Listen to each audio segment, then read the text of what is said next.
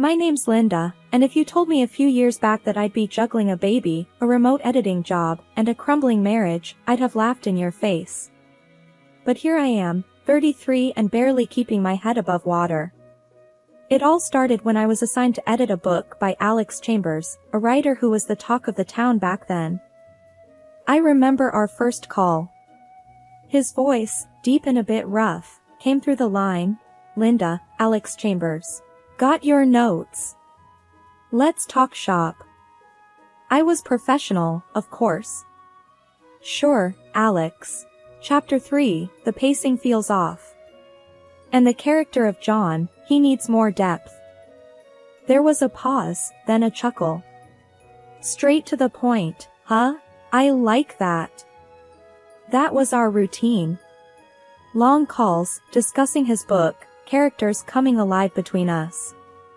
Then one day, he threw me a curveball. "Your voice, Linda, it's, I don't know, calming. Fancy meeting over coffee? Talk about the book face to face?" I was taken aback, but curious. Sure, why not? So we met, and things clicked in a way I didn't expect. Fast forward through a whirlwind romance, and I found myself married to Alex Chambers, with a little girl, Lily, to complete the picture. Life was a dream, at first. Alex was charming, attentive.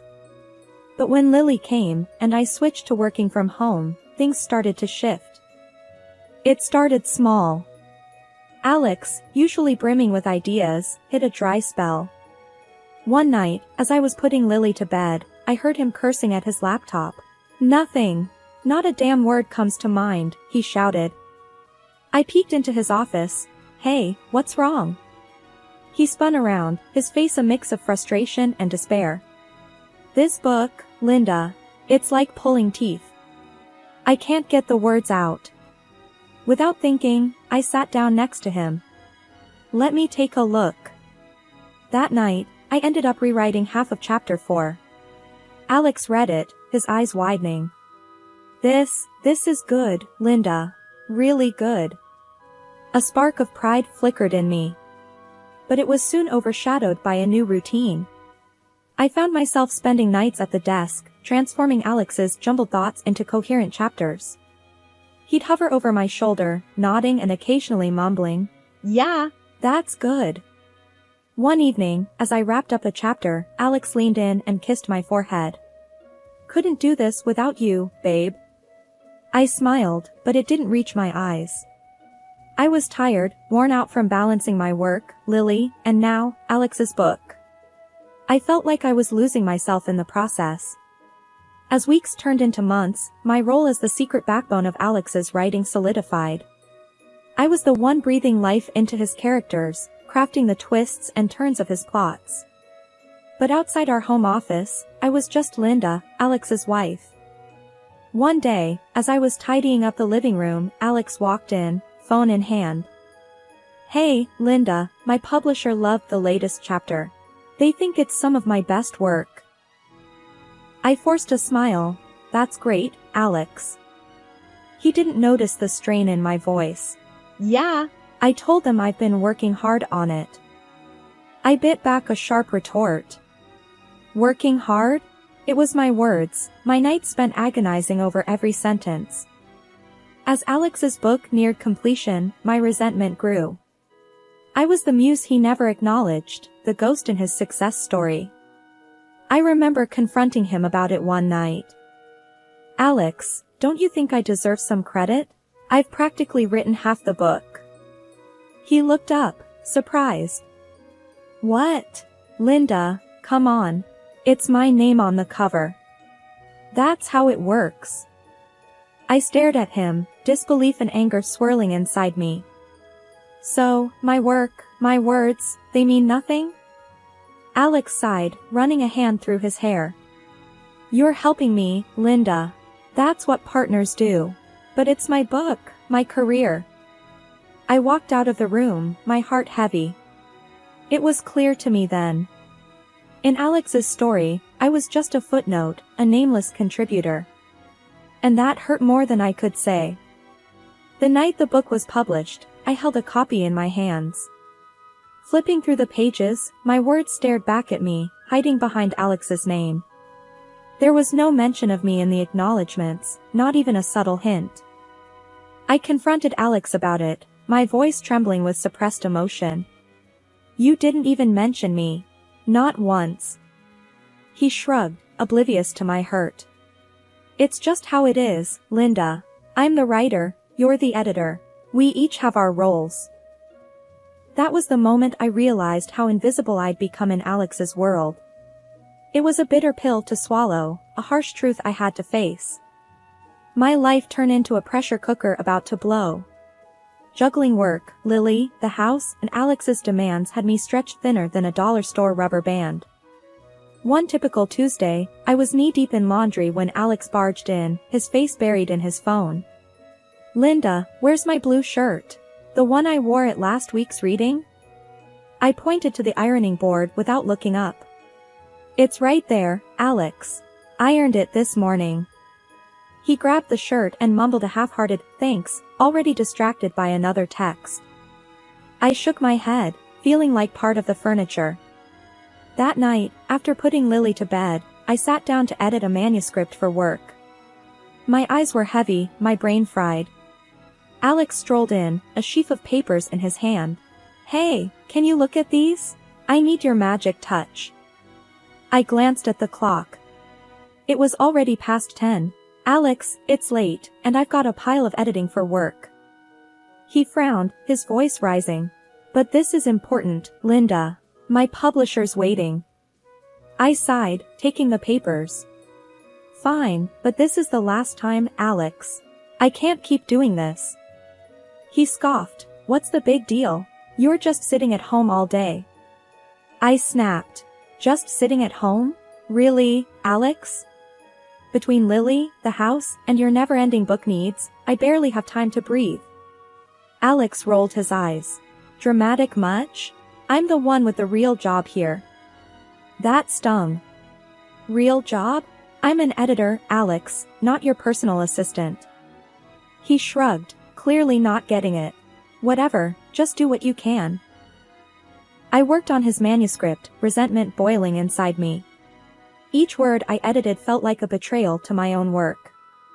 The next day, as I was fixing lunch, Alex waltzed in, phone in hand again. Linda, I need you to draft some emails to my publisher. And book my flight to New York next week. I slammed the knife down on the counter. Do it yourself, Alex. I'm not your secretary. He looked taken aback. What's gotten into you? I exploded. I'm tired, Alex. Tired of being your invisible helper, tired of putting my life on hold. He tried to interrupt, but I plowed on. No, let me finish. I'm also a person, with dreams and a career. But you just take and never give a damn. Alex's face hardened. Fine, do what you want. I don't need your help. I watched him storm out, feeling a mix of relief and dread. But as I stood in the silent kitchen, I couldn't shake the feeling that things were about to get a lot harder. The day I uncovered Alex's infidelity felt like any other, until I stumbled upon something that turned my world upside down. I was sorting through our joint bank statements when I noticed a peculiar charge. Alex had booked a hotel room, supposedly for a fan meetup. But it wasn't a single room like usual, this time, it was a double. My heart pounded as I stared at the screen. A double room? Why would he need that?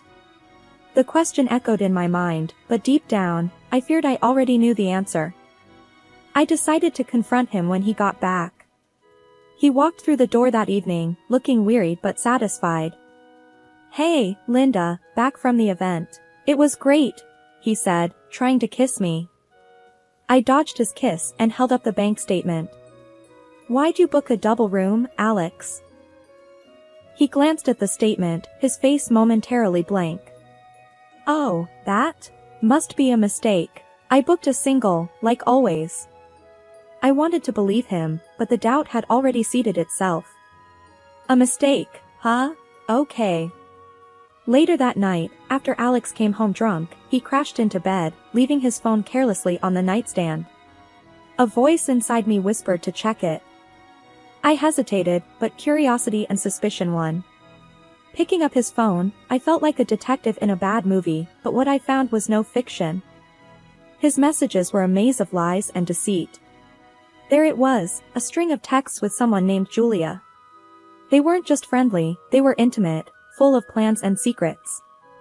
I scrolled through their conversations, each message a stab to my heart. Alex's words about me were the worst, calling me a fool, saying he only kept me around as a servant. Tears blurred my vision, but I kept going, screenshotting everything. Then I found the photos, Alex and Julia, together in ways that left no room for doubt. It was like watching a car crash in slow motion, horrifying, but impossible to look away. I transferred all the evidence to my laptop, a heavy knot forming in my stomach. This was more than a hunch now, it was cold, hard proof of his betrayal. The next day, I acted like everything was normal. Alex, clueless and hungover, didn't suspect a thing. "Morning, Linda. What's for breakfast?" he asked, rubbing his eyes. "Just cereal," I replied, my voice steady despite the storm inside. As he sat eating, oblivious, I studied him. This was the man I married, the father of my child, living a double life right under my nose. Anger and hurt welled up inside me, but I pushed them down. I needed to be smart, to plan my next move carefully. That day, as I went about my chores and work, part of me was elsewhere, plotting, planning. Alex's betrayal had shattered something fundamental between us. But I wasn't going to let him see me break. Not yet. I had to be strategic, to hit him where it hurt most. And for that, I needed to keep my discovery a secret, for now. It was a regular evening, Alex was lounging in his chair, absorbed in his laptop. Lily had just fallen asleep, and the house was quiet. The perfect setting for a confrontation. I approached him hesitantly. "Alex, can we talk? It's important." He barely glanced up. "Sure, what's up?" I took a deep breath, my phone recording in my pocket. "I'm burned out, Alex. Writing your books, managing the house, taking care of Lily. I can't do it anymore." His fingers stopped typing. He looked up, his eyes narrowing. "What do you mean you can't do it? You know how important this is to me." I persisted, my voice steady despite the churning in my stomach. "It's too much. I have my own work, and Lily needs more of my time. I can't write your books for you anymore." Alex's face reddened. "You can't just quit, Linda. My career depends on those books. You're supposed to support me, not bail out." I tried to sound as reasonable as possible. "Support goes both ways, Alex. I need your understanding now." He scoffed. "Understanding? I've given you a comfortable life, a home, and this is how you repay me? By backing out when I need you the most." His words stung, but I needed him to admit the full extent of my role. "I've been doing more than backing you up, Alex. I've been writing your books, and it's taking a toll on me." He stood up abruptly, his chair scraping against the floor. "You're just the editor, Linda. Let's not overstate your role here." I felt my patience waning. "Just the editor? Alex, who do you think has been coming up with the plots, the dialogues, refining the characters? It's been me." His voice rose in anger. "So what? My name is on those books. Without me, they'd be nothing. You're nothing without me." I edged closer, ensuring my phone caught every word. "Are you saying you'd be nothing without my writing?" He laughed, a harsh, mocking sound. "Of course not. I'm the author, but you quitting now is like a betrayal. You can't leave me hanging. If you stop writing for me, I'll make sure you regret it." I asked, baiting him further. "Is that a threat, Alex?" He leaned in, his face inches from mine. "Yes, it's a threat. You're my wife, Linda. You do what's needed for this family, for my career. If you think you can just walk away from this, think again. I'll divorce you and make sure you get nothing." I stepped back, my heart pounding. I had what I needed. Okay, Alex. We'll see about that. He stormed off to his office, slamming the door behind him. Alone, I took out my phone and ended the recording. Listening back, his words were damning, an unequivocal admission of his dependence on me, mixed with threats and arrogance. That night, as I lay in bed, I couldn't sleep. The man I once loved had turned into a stranger, one who saw me as nothing more than a tool for his success. But now, with this recording, the tables were turned. I had the power to expose him, to tear down the facade he'd so carefully built. My mind raced with possibilities. I could take this to his publisher, the media, or use it in a legal battle. Whatever path I chose, one thing was clear: our marriage was over, and it was time for Alex to face the consequences of his actions. The day of Alex's big press conference was my chosen moment for revelation. Clutching the recording of his admission, my plan was set in motion. Alex was oblivious, caught up in his usual pre-event frenzy. "Linda, make sure the presentation is spot on. This is huge for me," he stressed, pacing around the living room. I nodded, hiding my nerves behind a calm facade. "I've got it under control, Alex." Little did he know, the presentation I had prepared was a far cry from his expectations. I had embedded not just the transcript of our conversation, but also the audio recording, ready to expose his duplicity to the world. The conference day arrived. I was a bundle of nerves and determination, watching as Alex took the stage with his usual flair. "Ladies and gentlemen, thank you for joining me. Today, I'll give you an insight into my creative process." As the first slide flashed up, Alex's confident smile wavered. The room fell into a stunned silence as his own words appeared on the screen, followed by his voice echoing through the speakers, confessing his reliance on me for his books. The shock in the room was palpable. Alex fumbled for words. There seems to be some mistake." But the damage was done. The crowd was in an uproar, murmurs and gasps filling the air, while cameras clicked frantically, capturing every moment of his unraveling facade. The aftermath of the press conference was like a hurricane tearing through our lives. Alex, once the master of his domain, was now caught in the eye of the storm he had created. His fury when he returned home was palpable, a tempest of anger and disbelief. "You've completely destroyed me, Linda. My career, my reputation. How could you?" he raged, his voice echoing through the halls of our once peaceful home. I faced him, my resolve unwavering. "I'm filing for divorce, Alex. I can't be part of this lie anymore." His anger turned to desperation. "Divorce? You can't be serious. Think about Lily, think about what you're doing to our family." I sighed, a weight lifting off my shoulders. "It's over, Alex. I know about Julia too. The lies, the betrayal. It's all out now." He sank into a chair, his energy deflated. "Linda, I didn't mean for any of this." I shook my head. "It doesn't matter what you meant. It's what you did. And now, everyone knows." As his career began to crumble, with publishers distancing themselves and fans expressing their outrage, I took the opportunity to reclaim my voice. I decided to continue the book series under my own name, my work finally receiving the recognition it deserved. In the midst of this, a surprising twist came my way. Alex's mistress, a woman with considerable influence in the media, approached me discreetly. She was desperate to keep her name out of the scandal and offered a substantial sum to ensure her anonymity in court. After much contemplation, I agreed to her terms. This wasn't just about retribution, it was about securing a stable future for Lily and me.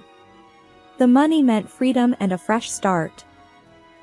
The day of the divorce hearing arrived, and Alex's demeanor had shifted from anger to a plea for reconciliation. "Linda, we can sort this out. We can go to counseling, start over.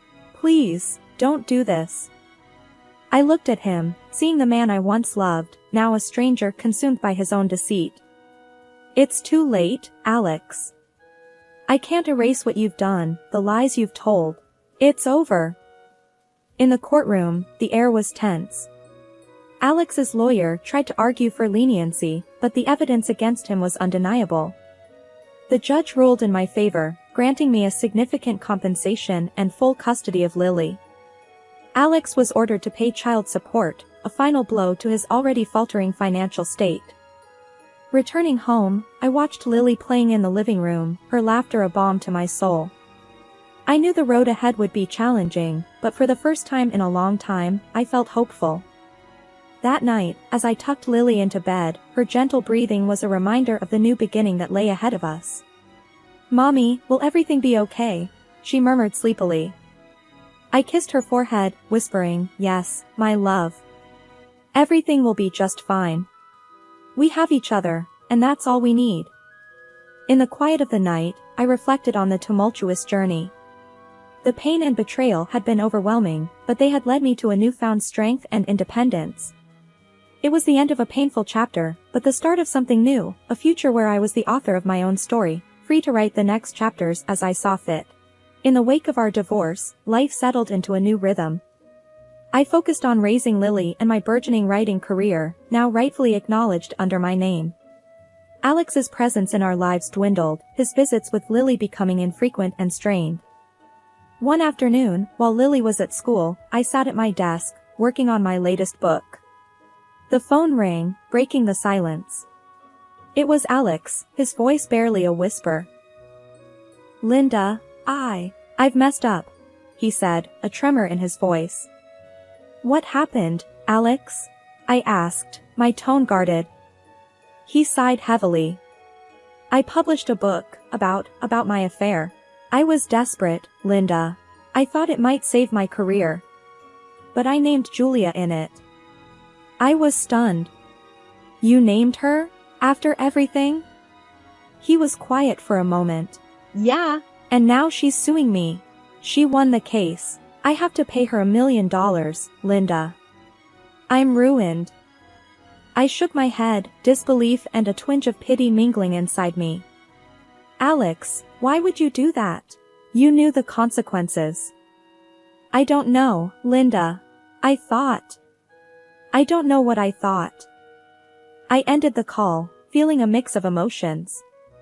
It was a stark reminder of how far Alex had fallen, a victim of his own hubris and poor choices. Weeks passed, and the news of Alex's latest fiasco spread. His already tarnished reputation took another hit. Meanwhile, my own career flourished. My books, once hidden behind Alex's name, were now celebrated for their authentic voice and compelling storytelling. One day, as I picked Lily up from school, her teacher, Ms. Adams, approached me. "Linda, I just wanted to say, I've been reading your books. They're incredible. You're so talented." I smiled, a sense of pride swelling in my chest. "Thank you, Ms. Adams. That means a lot." As Lily and I walked home, hand in hand, she looked up at me with her bright, curious eyes. "Mommy, are you happy now?" I squeezed her hand gently. "Yes, Lily, I am. Very happy."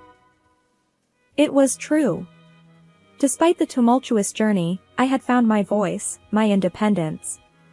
I was no longer overshadowed by Alex's deceit. That evening, as I tucked Lily into bed, her soft voice broke the silence. "Mommy, will Daddy be okay?" I paused, choosing my words carefully. "Daddy made some mistakes, sweetheart. But he'll learn from them, hopefully." She nodded, her eyes slowly closing. "I love you, Mommy." "I love you too, Lily. More than anything." As I turned off the light, I realized that this was not just the end of a painful chapter, but the beginning of a new one. A chapter filled with hope, strength, and the unwavering love between a mother and her daughter.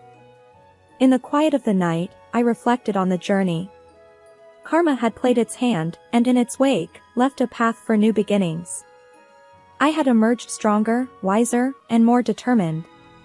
My story, once hidden behind the shadow of another, was now mine to write, and I embraced it with open arms.